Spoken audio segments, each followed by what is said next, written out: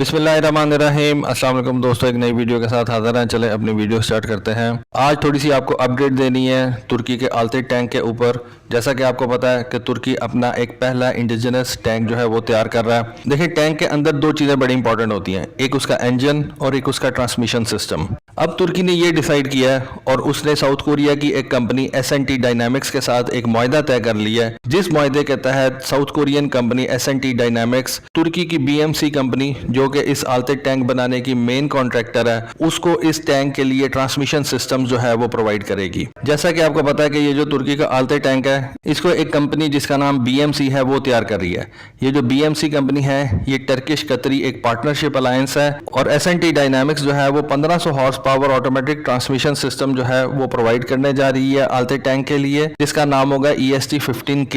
ये जो initial deal sign की गई है, इसके मुताबिक साउथ कोरियन कंपनी तकरीबन $75 मिलियन के ट्रांसमिशन सिस्टम जो है वो तुर्की को प्रोवाइड करेंगे और इन ट्रांसमिशन सिस्टम्स की सप्लाई जो है वो 2027 तक कंप्लीट कर ली जाएगी। उसके बाद 2028 और 2030 तक एक और मुआहदा भी साइन किया जा सकता है, जिसकी प्रोविजन जो है वो इस एग्रीमेंट में रखी गई है और वो मुआहदा जो है वो तकरीबन $141 मिलियन का हो सकता है। तुर्की इस वक्त जो आलते टैंक तैयार कर रहा है उसके बेसिकली दो फेजेस हैं, एक T1 फेज है और एक T2 फेज है। वो मैं आपको आगे चल के इन दोनों फेजेस के बारे में बताता हूँ। पिछले साल इस ट्रांसमिशन सिस्टम के फील्ड ट्रायल्स जो है वो मुकम्मल कर लिए गए थे, जिनके अंदर इसके एंड्योरेंस ड्राइविंग टेस्ट जो थे वो भी कंप्लीट हो चुके हुए हैं और इस ट्रांसमिशन सिस्टम के मुख्तलिफ किस्म के जो हार्श टेस्ट होते हैं उनको भी कंप्लीट किया जा चुका हुआ है। मसलन एक टेस्ट तो ये होता है कि रात के वक्त आपने इस टैंक को 200 किलोमीटर तक चलाना है और कई रातों तक आपको ये टेस्ट जो है वो जारी रखना होता है, जिसके अंदर इस टैंक को मुख्तलिफ किस्म की रफ टेरेन से गुजारा जाता है, मुख्तलिफ किस्म के हार्श एनवायरमेंट्स के अंदर से इसको गुजारा जाता है और पिछले साल इस तरह के जो मुख्तलिफ किस्म के टेस्ट है उनको कंप्लीट किया जा चुका है। आलते टैंक का जो फर्स्ट फेज है उसमें जितने भी टैंक तैयार किए जाएंगे उनके अंदर हुंडई दोसान कंपनी का एक डीजल इंजन इंस्टॉल किया जाएगा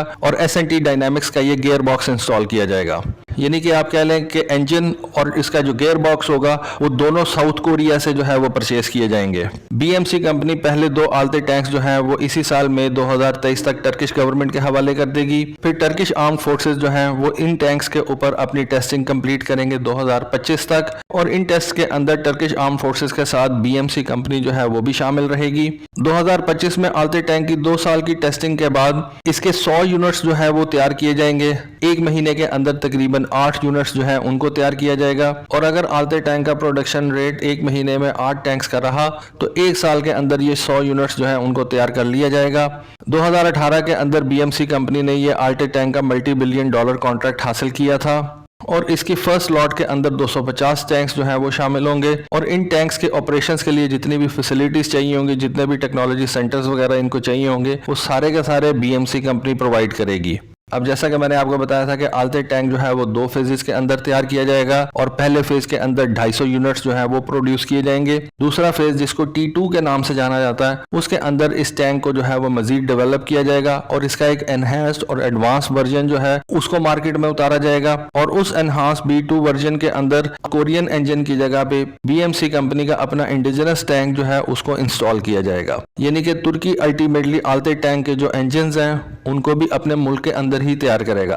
पहले 250 यूनिट के लिए वो इंजन जो है वो साउथ कोरिया से परचेज करेगा, उनके गियर बॉक्स भी साउथ कोरिया से परचेज किए जाएंगे, लेकिन T2 वेरिएंट के अंदर जितने भी टैंक्स प्रोड्यूस किए जाएंगे उनके इंजन तुर्की में ही तैयार किए जाएंगे। तुर्की का जो इवेंचुअली प्लान है वो तकरीबन 1000 आलते टैंक्स का है और ये 1000 आलते टैंक जो है ये मैंड होंगे। इसके साथ साथ तुर्की इन आलते टैंक्स का एक अनमैंड वेरिएंट भी तैयार करने का सोच रही है, बल्कि उसने उसके ऊपर जो है वो काम भी शुरू कर दिया हुआ है। तो दोस्तों ये थी आलते टैंक के ऊपर एक छोटी सी वीडियो, छोटी सी इन्फॉर्मेशन। होपफुली आपको आज की वीडियो, आज की इन्फॉर्मेशन पसंद आई होगी। कमेंट सेक्शन में अपनी राय से जरूर आगाह कीजिएगा। आज के लिए बस इतना ही। Thank you. Allah Hafiz.